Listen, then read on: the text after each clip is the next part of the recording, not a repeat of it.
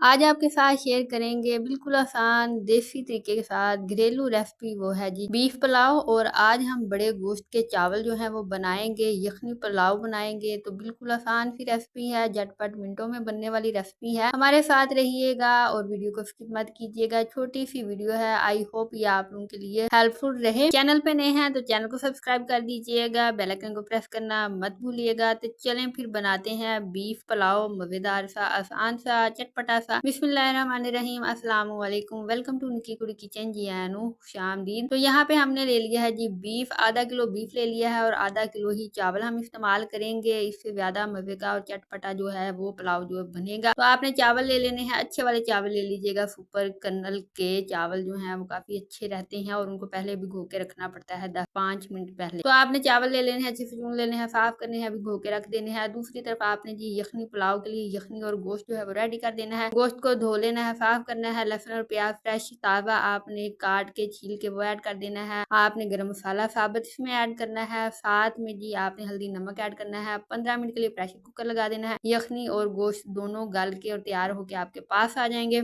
दूसरी तरफ आपने प्याज लेना है, एक छोटा सा प्याज लीजिएगा, उसको ब्राउन कर लीजिएगा ऑयल ऐड करने के बाद। और जैसे ही वो ब्राउन हो जाएगा उसमें आपने हाफ कप पानी ऐड करना है और यूं मजेदार सा रवायती सा तड़का जो है वो तैयार कर लेना है। तो यहाँ पे फिर आपने जो बॉइल्ड गोश्त होगा, जो बीफ होगा, वो आपने इसके अंदर ऐड कर देना है उसी तड़के में। याद रखिएगा नाज़रीन, जब आपने तड़के के लिए पानी ऐड करना है या प्याज ब्राउन कर देना है तो पानी ऐड करके उसको प्लेट दे के भूल नहीं जाना। झटपट फौरन से आपने उठा लेनी है, नहीं तो डार्क कलर जो है वो ब्राउन डार्क कलर निकल आएगा और फिर आपके चावलों का कलर भी वैसा ही होगा। तो उसके बाद ही हमने गोश्त ऐड किया। गोश्त को ऐड करने के बाद आपने इसके अंदर टमाटर और दीगर स्पाइसेस जो हैं वो ऐड कर देने हैं। फिर से आप जीरा ऐड करना है और उसके साथ आपने जी ऐड कर देना है कुटा हुआ अदरक, हरी मिर्चें और साथ में टमाटर ऐड कर दिया। साथ में जी आपने इसके लाल मिर्च और कुटी हुई लाल मिर्च ऐड कर देनी है और यूं सारे मसाले आपने ऐड कर। साथ में जी नमक भी आपने हस्बे ज़रूरत ऐड करना है। पहले यखनी में भी नमक जो है वो ऐड हो चुका था, जबकि हमने गोश्त को बॉयल किया था तब भी नमक ऐड किया था। तो नमक आपने हस्बे ज़रूरत ही ऐड करना है। चख लीजिएगा, जितनी ज़रूरत हो उतना ऐड कर लीजिएगा। करने के बाद अच्छी तरह से इनकी भुनाई करनी है, अच्छी तरह से इनको मिक्स कर लेना है। तो 3 से 4 मिनट के लिए भुनाई काफी होगी क्योंकि गोश्त जो है वो आगे ही बॉइल्ड है, आगे ही गला हुआ है। बस मसाले मिक्स हों और अच्छा सा मसाला जो है ग्रेवी वाला तैयार हो जाए, फिर जो आपने यखनी निकाल के रखी होगी वो आपने ऐड कर देनी है। अगर यखनी कम होगी तो फिर आप थोड़ा सा पानी जो है नल का वो भी इस्तेमाल कर सकते हैं साथ में। तो पानी कितना लगाना है वो फार्मूला तो आपको पहले ही पता है कि जितने चावल होते हैं उससे डबल पानी जो है वो लगाया जाता है। ये मैं लगाती हूँ। अगर 1 कटोरी चावल है, फर्ज करें 1 किलो है तो उसमें हम 2 किलो पानी इस्तेमाल करेंगे। आधा किलो है तो किलो पानी इस्तेमाल करेंगे। तो आपको अपना तरीका जो है वो भी अप्लाई कर सकते हैं। और अगर थोड़े से नरम से साफ से चावल खाना चाह रहे हैं तो फिर आप इस तरह से डबल पानी लगा के साफ और नरम चावल जो है वो बना सकते हैं। तो उसके बाद जी फिर जैसे ही यखनी बॉयल आएगा, यखनी आगे ही गर्म होती है और आपने बॉयल आते साथ इसके अंदर चावल जो है जो कि पहले आपने भिगो के रखे होंगे वो ऐड कर देने हैं। अच्छे से खुश्क करने के बाद फिर चावलों को वक्फे वक्फे से आपने हिलाना है। आपने मुसलसल नहीं हिलाते जाना ताकि चावल जो है वो टूट फूट का शिकार ना हो जाए। जितना ज्यादा हिलाएंगे उतने चावल जो है वो टूट जाएंगे, टूट फूट का शिकार हो जाएंगे। तो यहाँ पे जैसे ही आपने इनको हिलाते जाना है और पानी खुश्क होता जाएगा और यहाँ पे